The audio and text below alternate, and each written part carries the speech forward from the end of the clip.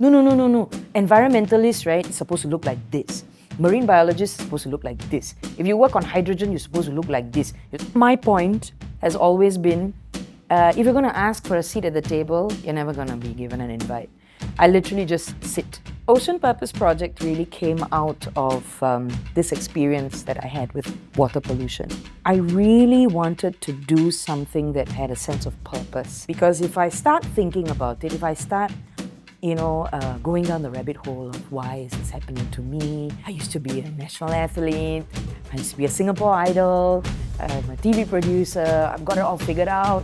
Why am I suddenly having a difficulty to speak or when I look in the mirror, I don't recognize who this person is? I'm going to do a couple of lines from a song called Hijau by Zainal Abidin. Hijau means green. So it's a song about our earth. Apalah gunanya kematangan pikiran bila di jiwa kita masih lagi muda dan mentah kulihat hijau.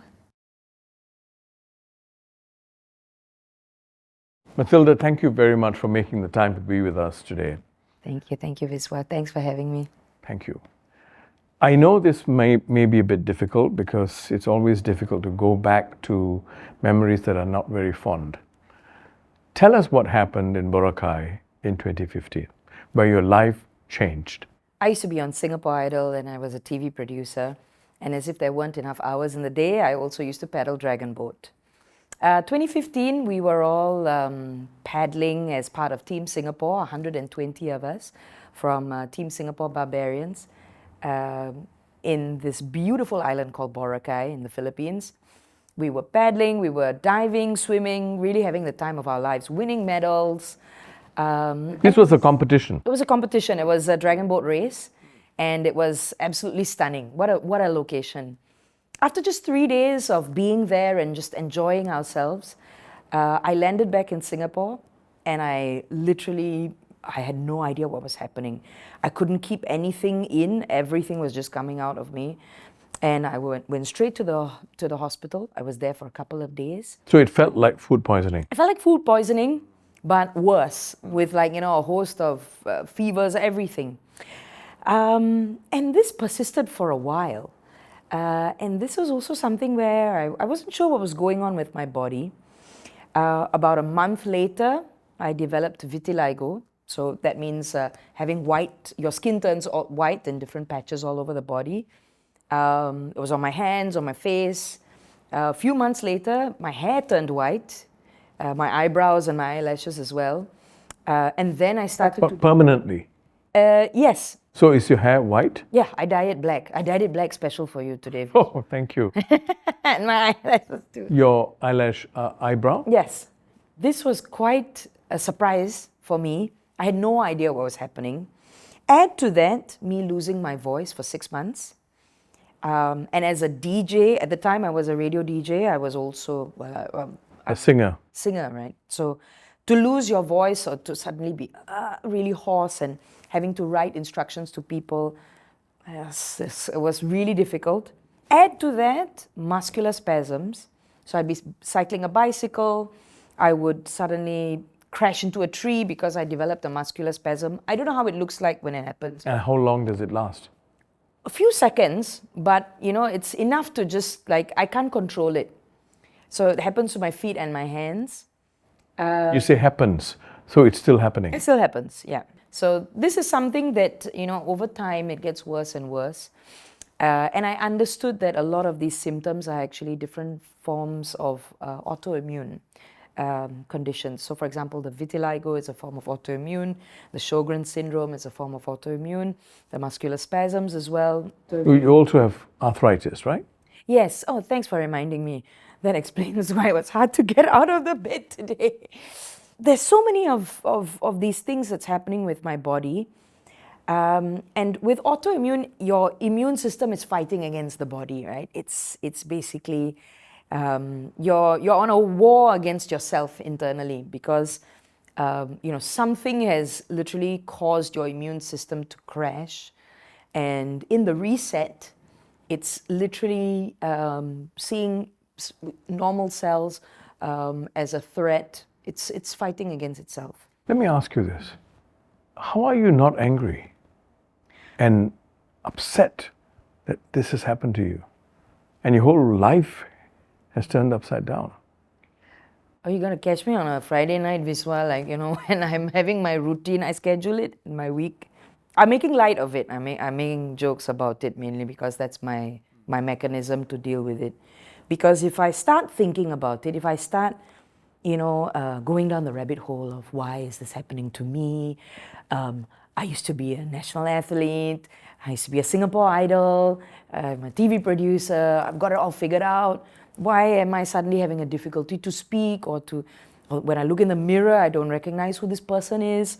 I'm scaring people on a train or of course on an international stage.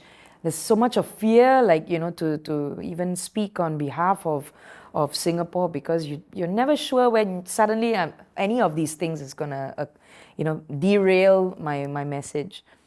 And honestly, I am generally someone who is angry. I'm angry about what's happened to me. I'm upset.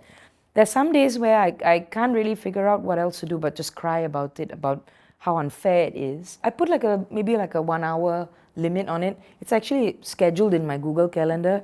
Okay, we're going to do this thing where we're going to be upset and angry and get irritated for 1 hour. And that's all we're going to do for today, because it's too much. Yeah. It's just too much to have to deal with all of this physically and then torture myself mentally on top of that. And so this is also where the good thing about it, although my physical condition is getting worse, mentally I've been also only recently able to accept what's happened to me. But I've also found ways that make sense to me to be able to find some sort of peace, find some way to channel all of my anger and my frustration and my irritation and my deep, deep sorrow at not being the person that I used to be into something positive. You've often talked about your mother as a pillar of strength for you. Yes. She's an absolute warrior. She's a superstar. I have to say that this was also not just something that was happening to me. This is something that she was experiencing alongside me. And, there is absolutely no way I could calmly sit here and talk to you if not for my mother. The amazing thing about this journey is that me having this health condition is also what opened the door for me to start something, a little project, together with my mother. I've never worked with her before. So the Ocean Project was started together with your mother. That's right. I don't know how many late 30s there are who start like a social enterprise with their 70-year-old mother. But, this is again where she is someone she spent like 4 decades working in energy. She could tell you the specs of vessels, of power stations. She doesn't know how to use my microwave, but she can do all of this stuff, right? And such a capable lady with so much of heart, and also very prim and proper. I'm the total opposite. So tell us more about this Ocean Purpose Project, OPP, which is your baby, right? Yes, that's right. That's my baby. So Ocean Purpose Project really came out of this experience that I had with water pollution. I really wanted to do something that had a sense of purpose. I wanted to understand what was the purpose of me being exposed to that that horrible ocean and what had occurred to me. How do I find a sense of purpose? How do I find a sense of direction? How do I create something that at the end of the day, when I go to bed at night, I will ask myself, did I do everything I possibly could to try and right the wrongs, to make sure that something like this doesn't happen to the future generation? And this is really what Ocean Purpose Project is about. The purpose is literally baked into the name of the company. It's in the logo. It's a social enterprise, proudly based on the concept that we are turning pollution into solutions. The idea is to take a material like ocean plastics that is not mechanically recyclable and turn it into something very useful, such as energy. And not just any energy, hydrogen. The other thing that we do, which is very close to my heart, and literally, my story of being exposed to polluted water ties into this pillar.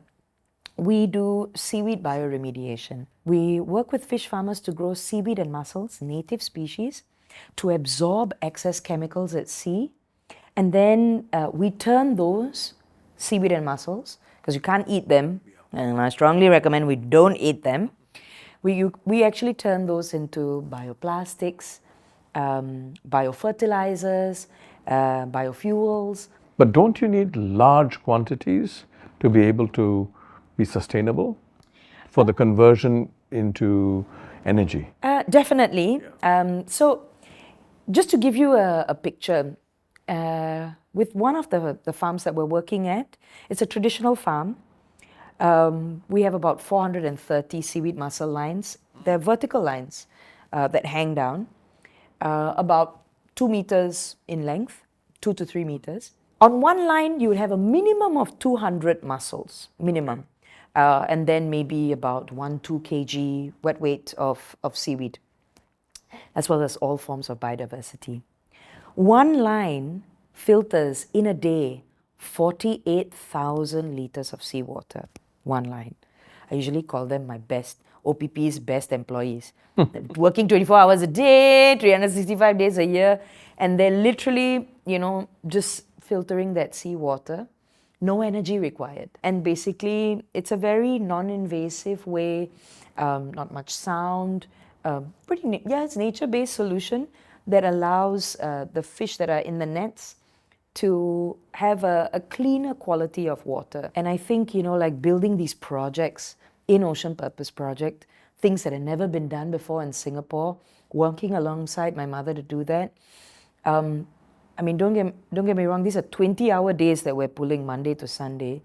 But at the end of the day, the sense of peace that I have is that I've done everything possible to try to make sure that whatever happened to me doesn't happen again, and that we're actually creating an ecosystem of solutions for the ecosystem of problems that are coming towards us. And me, as a highly irritable person, is also trying to make sure that we get everything, we get all stakeholders on board. We try to pull as many efficient processes together. And that's really where I felt, in a sense, it was my healing. Of course, working 20 hours a day is not recommended for anybody who has one autoimmune condition, let alone like multiple.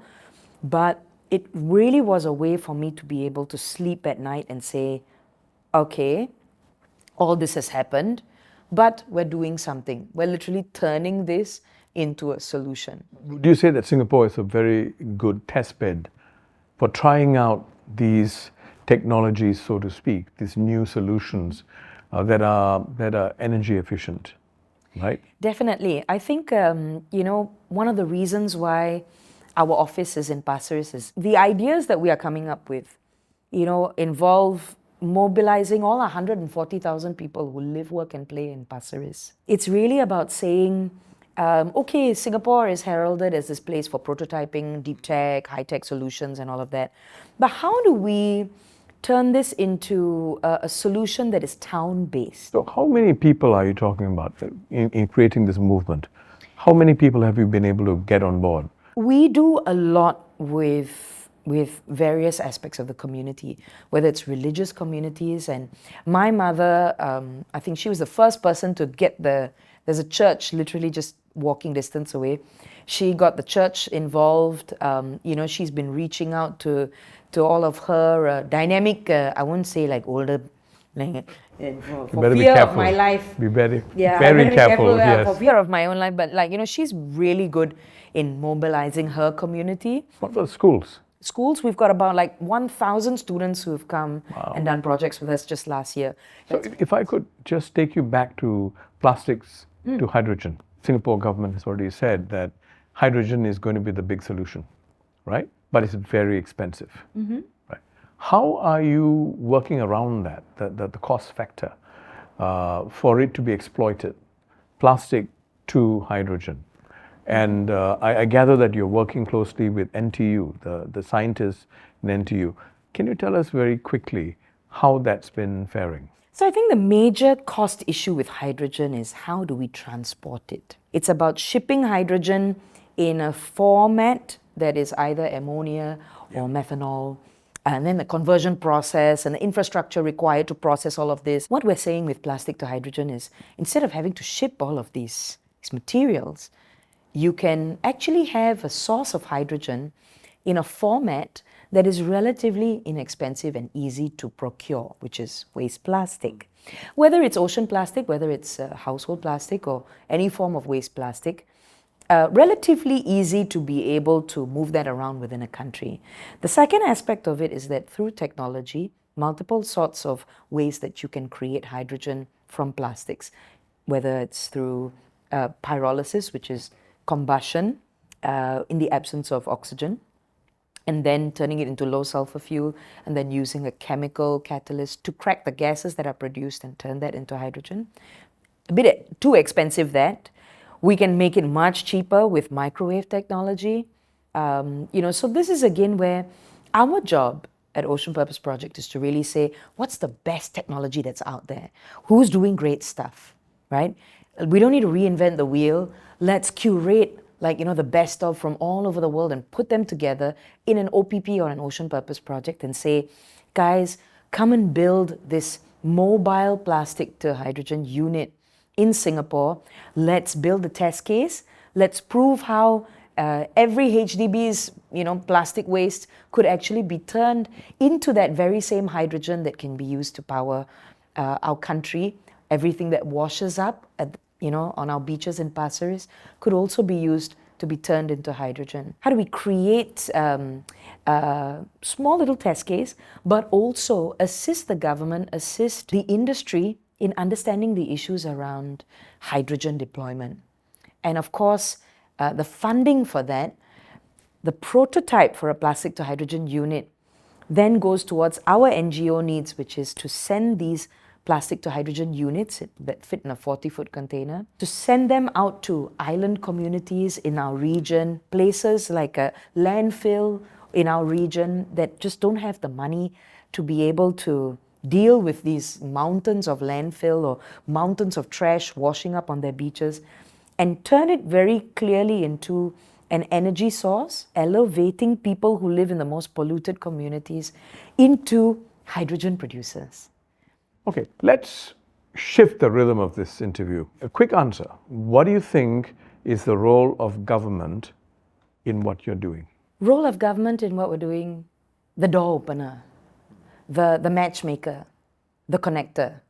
I think that's really the role of government for all of these projects that we're working on.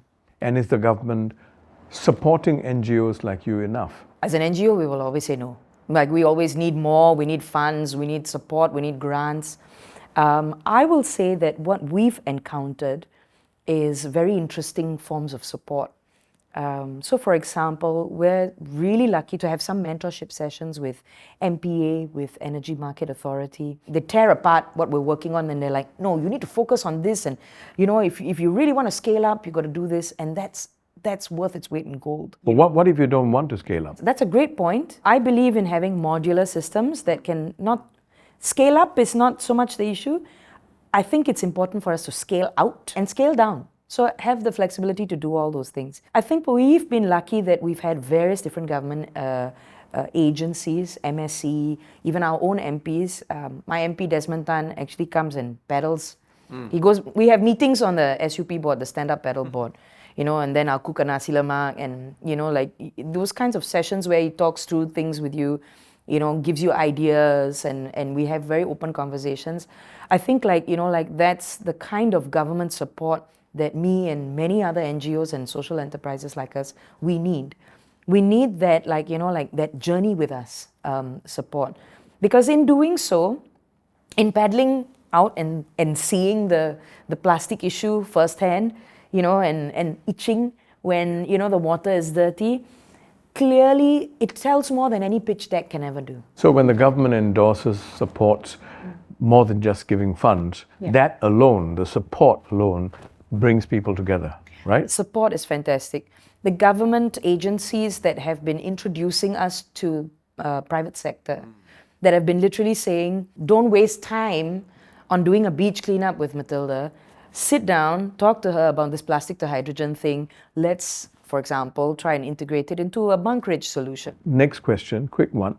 Do you feel that in Singapore, we pigeonhole people too much? For example, I'm sure you've been asked this question. You're a singer. You're a, you're a DJ. What do you know about the ocean? What do you know about the environment? How do you respond to it? Do you feel that this pigeonholing should stop? That's really interesting. I get that question almost on a weekly basis. Oh, you're a Singapore Idol. What do you know? Or aren't you a communications person? Or you're a TV producer. You're on social media, right? Just go and make some content about it, right? Leave the real work to the grown-ups. Or we're marine biologists. We know about seaweed. We'll take it from here. I've come to this point where the great characteristic about me is I'm extremely stubborn and sometimes hard of hearing. Yes, I was on Singapore Idol, and yes, I did sing on stage with Rick Astley. Yes, that's the package that you get here. Everywhere I go around the world, that's actually a plus point, that I'm able to sing and that I'm able to tell my story, and that I'm actually also very interested in scientific innovations. I'm interested in operational excellence of how projects get done. And I think this is also where I do encounter this a lot in Singapore. I do get pigeonholed all the time. So how do you think we can get out of this? Because I've seen this, a lot of very interesting people who are interested in certain projects.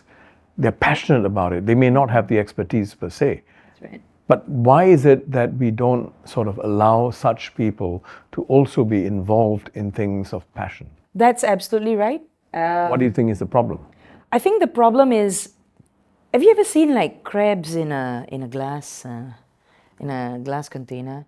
When one crab tries to get out, another crab pulls the leg down. I do feel that it's this group think, it's this thing where no. Environmentalists, right, it's supposed to look like this. Marine biologists are supposed to look like this. If you work on hydrogen, you're supposed to look like this. You're supposed to be an uncle with, working as a professor in a university. With a goatee. Goatee, yeah, sure, or mustache also. My point has always been, if you're going to ask for a seat at the table, you're never going to be given an invite.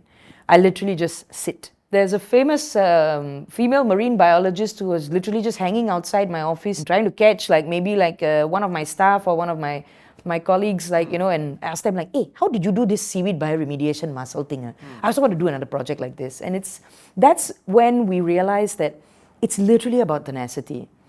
And in Singapore, this is something that we need. We need resilience. We need people who are if I don't have, nobody's going to back me on it. We're just going to try. We're going to give it a go. We don't have any support or big names, or big logos signing off on things. We're just going to do it anyway. We're going to build. We need builders. We need doers. We need people who are not waiting for the golden handshake. We really need people to move away from all of that glory hogging stuff and go, okay, let's start. Let's do the difficult stuff. Let's build. Let's fail. Let's sweat. Let's cry. Let's do it again. I can't say it works for everybody. I will say that that's what's gotten us as far as we've gotten. I would say that we need a lot more of people without the expertise, but compensated tremendously with passion. Definitely. We need more highly irritable TV producers. I always say that, if you just have, this highly irritable TV producers, right, a lot can get done. So, Mathilda, you have so much of passion, belief, and you're, I'm sure, very, very used to meeting naysayers. People who either are not interested, who feel that you are making a big issue out of nothing. How do you deal with them? What do you tell them? How do you bring them into the fray? The thing that's interesting is that whether they believe in climate change or ocean pollution or not, it's still going to affect them. Whether they believe that the sea levels are rising or not, they're still going to be affected. I find that having a very logic-based approach is the way to go. Literally what I'm saying is, every single thing that I'm proposing makes so much sense. it's almost lunacy to completely ignore it and say, no, it's better that we just leave all of that plastic floating out at sea, as opposed to turning it into hydrogen and making money out of it. I mean, When you say makes sense, you're saying both logical and sensible. logical, sensible, making an economic case. I have, met a lot of people who work in oil and gas who are very anti-environmentalist, because of course it attacks, their nature of work. I meet a lot of people in banking who are like, oh, all of these young people that are out there protesting, they're wasting their time, they're wasting their lives. And so this is also where I clearly make the explanation in terms of the link between economy and pollution and climate change. It's just like a fish that doesn't believe in water. I can't see it. I mean, like not realizing that they're in it. But this is also where I find that people who are vehement naysayers, we shouldn't be wasting our energy on them. It's literally also about saying, how do we focus our efforts on people who maybe don't find environmentalists generally people that they can put their trust in, but want to find some tangibles. They do believe that, the world is changing. They do believe that we need to do something. They're not sure what. There's always this, this extremes, right? Everybody is fighting against each other. You have that purist environmentalist who is like, down with fossil fuel and all of that. And then you have like, the naysayers who are like, oh, you guys are silly. We need energy, don't upset the apple cart. And then there's the rest of us in here in the middle. So the point is, you don't want a confrontational stance. I think it's important. It's important for us not to make it binary. Exactly. Because most people are somewhere in the spectrum, right? That's who we're appealing to. Everybody who's really sick of looking at posts on social media where people are fighting against each other, whether this is truth, this is fake news, this is not. Yeah. It's the everyday people like all of us who are like, this is tiresome. Yeah. What can we do? How do we do this together? What's a tangible? And that's really who I'm focused on. We've come to the end of the interview, but not before you sing us a song. Not the whole song, sure, but a verse of your favorite song. And I'd like you to leave us today with your head held high, because we're all very proud of what you've achieved. Oh, thank you so much, Vijay. So thank you. Please sing us your song. Sure. I'm going to do a couple of lines from a song called Hijau by Zainal Abidin. It's in Bahasa Melayu. You want to tell us very quickly what it's about? Hijau means green. So it's a song about our earth. I'm going to be singing a line about our oceans, and also about how we celebrate a lot of advancements in human technology and all of these things. There's a basic question that's asked in one of the lyrics I'm about to sing. What is the use of all of this intelligence if we are not using it to save ourselves and save our earth as well? So, in our soul and in our heart, we are still young, moldable, as long as we see green.